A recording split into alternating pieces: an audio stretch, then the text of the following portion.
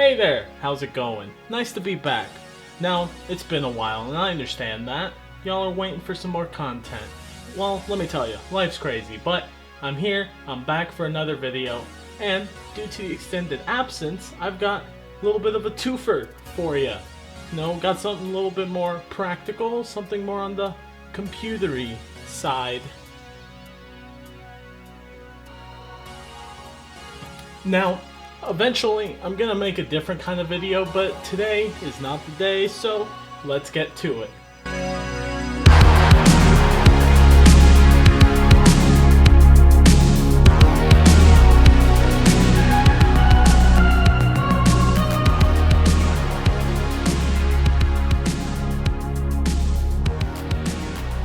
Now, before we get into the real meat of the episode, I wanted to talk to you guys about a couple things that I haven't really mentioned before in the series that I'm doing on this channel. And that is, in the time since I have last made a video, I made this. Now, this is a DIY dolly, or a shitty dolly, as David F. Sandberg describes it. And it's, I made it entirely by hand with things from the hardware store that you could find. Skateboard wheels, L brackets, some screws, nuts. Really fairly simple to put together as long as you have a power drill. Now, the way that this works is that there's two wheels that are kind of diagonal to each other. I'm not sure what the right math term is, but there are these two wheels that when it goes across a rail, it just goes so gently over. And if you have this on a track of very long pipes or pipes that are connected together, it's gonna be incredibly smooth movement, and you're not really gonna get that with a lot of other things except maybe a whole gimbal that is motorized. But for my purposes, and considering that I am not a master at my craft by any stretch of the imagination, I'm excited to have this. And I do have another thing to show everybody. I've had this for a while, but just so there's a little bit of a point of reference for what I just showed you, this is a tripod dolly. Now, the way that this works is that a wheel gets locked into each of these corners, and when it is all set up, you could glide smoothly across any flat surface.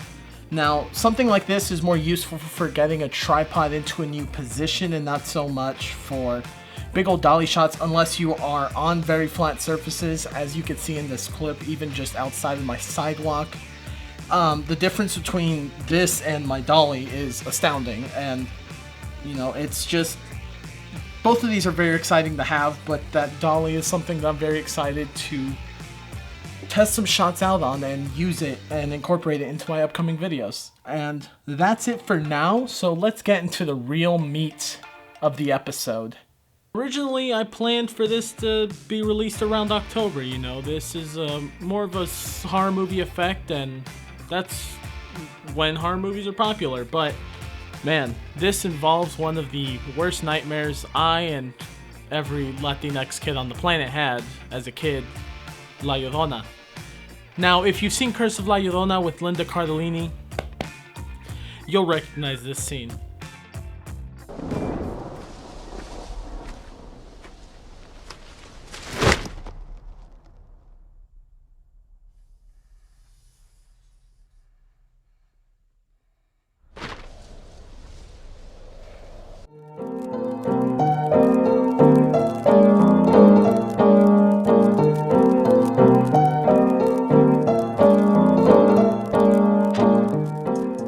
My method for doing this is going to be a little bit of guesswork. I am almost positive this is how it was done, but Hollywood movie magic has many different avenues to go down. Now, a clean plate is a shot that has the same lighting, composition, and possibly even movement as your original shot. Its purpose is to make a special effects artist's monstrously large job even easier. And if done correctly, the special effects artist doesn't have to take as much time painting things out of the scene and spending time doing things that are otherwise in the way of doing their job, which is making your shot as best as it could possibly be and enhancing the vision that you have. It's not always possible to get a clean plate. depending on what kind of video you're shooting. You know, it's not gonna always be a thing that you're able to get. But like a spoon, it just makes things easier if you have it.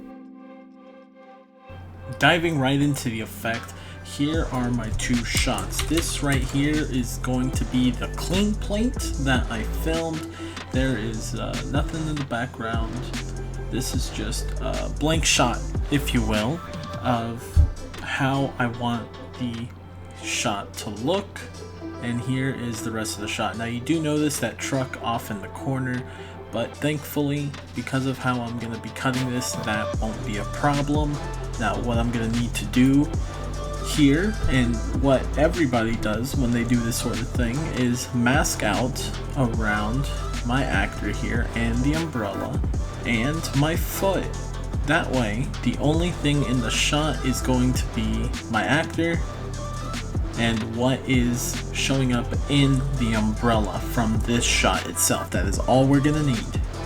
So to do that, I mentioned something called masking. Now, when you mask something, it involves you doing a little bit of drawing.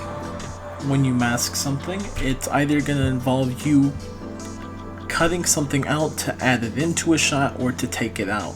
Now, what we're going to want to do here is to take it out. We are going to add a tool here. We are going to do a polygon, and with this polygon, this is how we're going to draw around our actor. We're just going to follow it around, and this doesn't need to be perfect, just for the purposes of me showing you guys how this is done. But yeah, now in any other production, professional or otherwise, this is going to be a lot more complicated. You know, you have to really get into those fine details, and you don't want to lose any detail or information in your shot that is going to help the effect be anything other than convincing. Now, how we're going to add this shot to our clean plate is through a little bit of magic. Now, we have this cutout. What we're gonna do here, and I'm still learning how to use the nodes in DaVinci Resolve, we're gonna connect this polygon to that media, and that's gonna cut the shot out. Now what we can do after that is to add it on top of this other shot. So we have this cutout. If we bring the shot on top of the clean plate, since we have this cutout, all we're gonna need to do is add it in. And see, that's how that works. This is a very basic understanding of masks, and it is still something that I'm learning about. The way that you get this to look even better is by adding in keyframes. I only have this one mask. This mask doesn't change at all. So whenever I need it to be in a different position, I just move some of these points around so I can make sure that I still have what I need in the shot.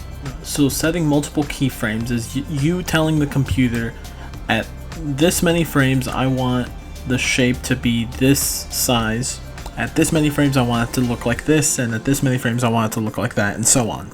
All you do at the end of the day is you cut out what you need from the shot as closely as you possibly can, and that helps sell your shot. Now, I did this much more refined, and here is a little look at that. Mine looks kind of crazy. Let me highlight all these masks here real quick.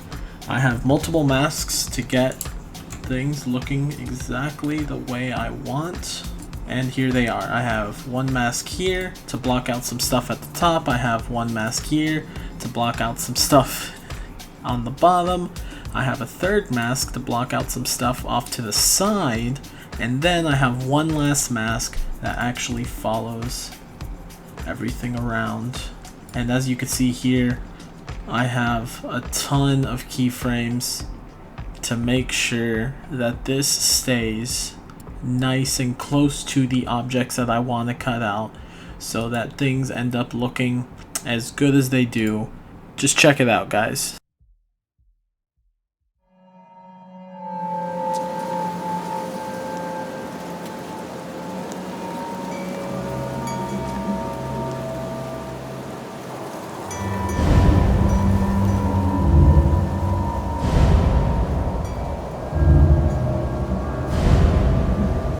Now please tell me you've seen this movie.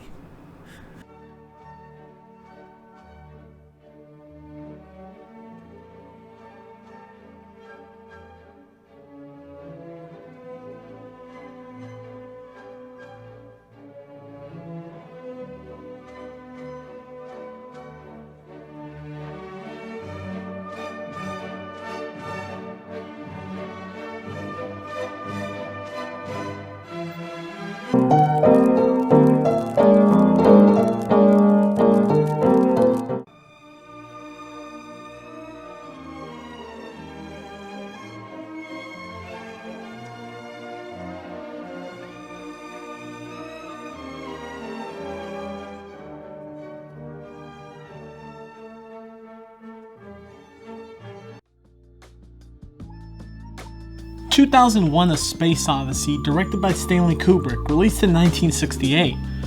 Now, again, this movie was released in the 60s, before even the moon landing and way before any widespread CGI use. So how did the filmmaker, Stanley Kubrick, get a very realistic floating pen to float through the air and it be something that the actor can interact with? Well, the answer is quite simple, but I just thought of an idea and I'm gonna need to write it down before I forget. But first, I'm gonna need my pen. I'm gonna need to write it down real quick. Wonder where it's at. Ah.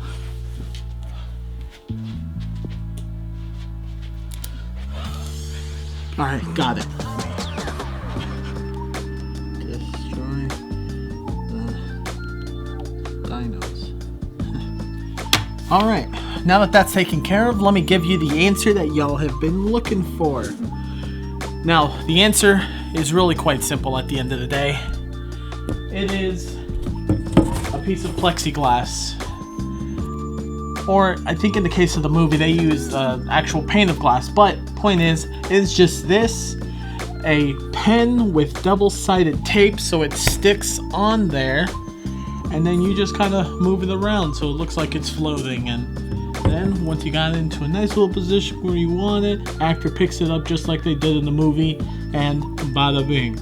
Now, this is really fun. It just reminds me of all the creative ways that filmmakers have immersed us in their stories, and it just keeps my spirits alive a little bit more.